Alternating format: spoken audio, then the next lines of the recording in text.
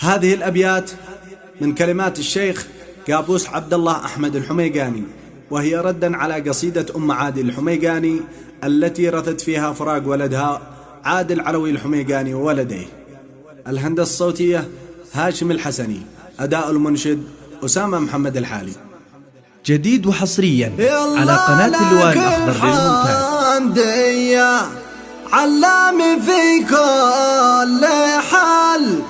يا مالك الملك يا رحمن يا ذا الجلال،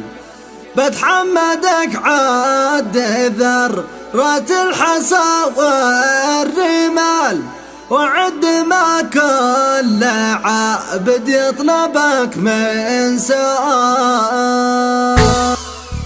يلا لك الحمد يا علام في كل حال، يا مالك الملك يا رحمن يا ذا الجلال، بتحمدك عاد ذرة الحصى والرمال، وعد ما كل عبد يطلبك من سؤال. قال ابن صادق هرب نومي ولو طاس بال، والضنجر القلب ما دمعي على الخد سال، حما سمعنا قصيدة ذي تهز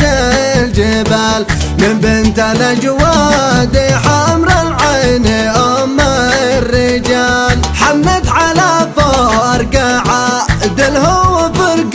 العيال، ملومها لو تقول القلب فيه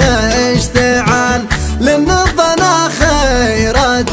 المكسب وهو خير مال، لو قال من قال فقد الابن ما له بدال، لكن قضى الله متى ما جاء فلا بجدال، ما حد يرده ولا حد يعترض لا محل، الصبر والله يعوضكم بذي في الحلال، أولادكم هم وابوهم دي شل الثقال، والآن يا مرسلين بالله جل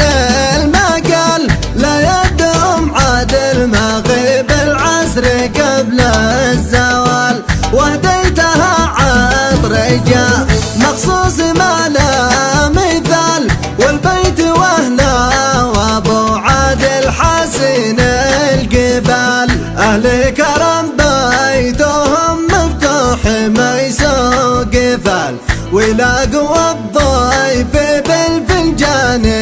والدلال، واختم صلاتي على سيدي وسيد بلال، من جابها الله ينقذنا من أهل الضلال، واختم صلاتي على سيدي وسيد بلال، من جابها الله ينقذنا من أهل الضلال، صلي وسلم على من حاز كل